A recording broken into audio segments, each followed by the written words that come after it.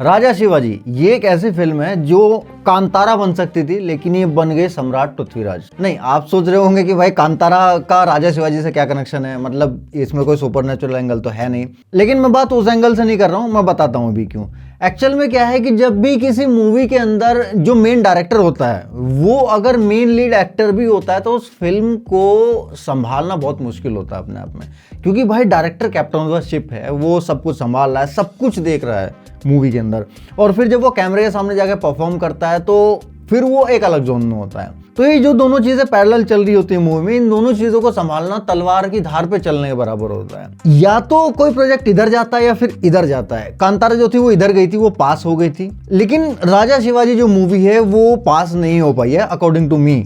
अब मैं इसको क्यों बोल रहा हूँ कि सम्राट पृथ्वीराज बन गई है, देखो वो फिल्म भी बुरी नहीं थी। उस फिल्म में भी जो सबसे बड़ा जो नेगेटिव पॉइंट था वो था मेन लीड एक्टर, यानी कि अपने अक्षय कुमार साहब। उनके अलावा बाकी चीजें जो फिल्म में थी वो बहुत सही थी, मतलब उसका तो विलन भी काफी ज्यादा सही था। विलन की एक्टिंग की तारीफ हुई थी, परफॉर्मेंस की तारीफ हुई थी, मानव गोहिल ने वो कैरेक्टर प्ले किया था। लेकिन यहाँ पे क्या है, इस फिल्म के दो सबसे बड़े नेगेटिव पॉइंट है। एक तो मेन लीड हीरो और जो मेन एंटागोनिस्ट है संजय दत्त का कैरेक्टर। इन दोनों के अलावा जो फिल्म है वो बाकी सही जा रही है। मतलब फिल्म की कहानी अच्छी है, स्क्रीन प्ले की अगर हम बात करें तो फिल्म के विजुअल्स ठीक है, मतलब 100 करोड़ की मूवी है तो 100 करोड़ के हिसाब से काफी सही है चीजें।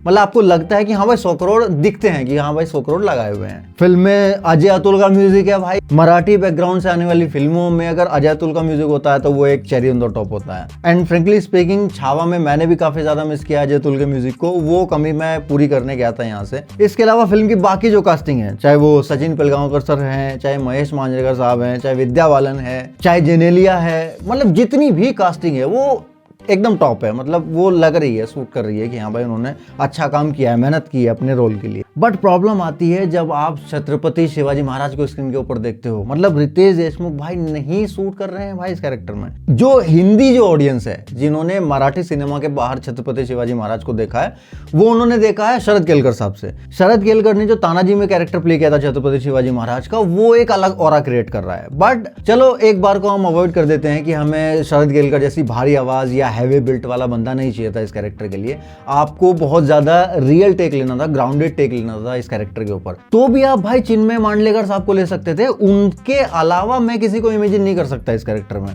मतलब उन्होंने जो ऑरा जो क्रिएट करते हैं ना वो आके स्क्रीन के ऊपर, वो ऑरा मिसिंग है यार एकदम इस मूवी के अंदर।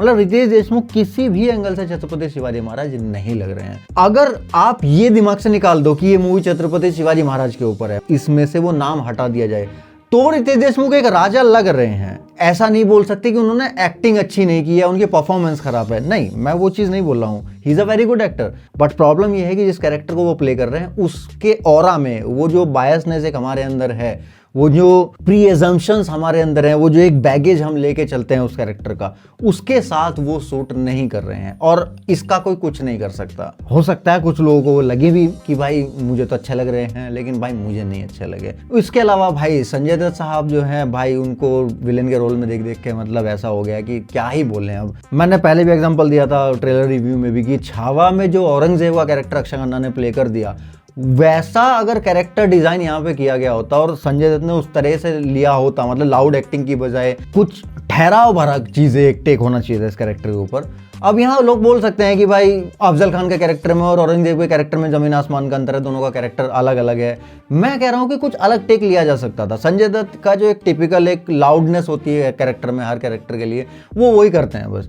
तो उसकी जगह फिजिकली अपने आप को इम्पोज करने की जगह कुछ वो एक्टिंग वाला जो एक पार्ट है वो दिखा सकते थे, जैसा कांचा चीना में दिखाया था उन्होंने। तो उस तरह का कुछ कैरेक्टर यहाँ पे डिजाइन किया जा सकता था, तो वो अपॉर्चुनिटी भी यहाँ पे मिस हो गई है। इसके अलावा फिल्म में जो सारी चीजें हैं डिस्कस करने के लिए, वो मैं चाहता हूँ स्पॉइलर फ्री तरीके से ना करूँ, क्योंकि कुछ हिस्टोरिकल पॉइंट्स हैं जिनके ऊपर मैं डिस्कस करना चाहता हूँ। वो देखते हैं, एक नई दूसरी वीडियो में बात करेंगे या तो लाइव में बात करेंगे। फिलहाल मैं इतना ही कहूँगा इस मूवी के बारे में कि ये एक AI की ऐसी फोटो है, AI जनरेटेड, जो देखने में तो लगती है कि असली है ना। आप देखोगे तो आपको समझ में आएगा कि हाँ असली है भाई, लेकिन जब आप उसकी आंखों में देखते हैं तो आपको उसमें जान दिखाई नहीं देती। आपको दिखता है कि हाँ भाई ये AI जनरेटेड है, ये बेजान पिक्चर है। तो वही चीज यहाँ पे इस मूवी के साथ हुई है।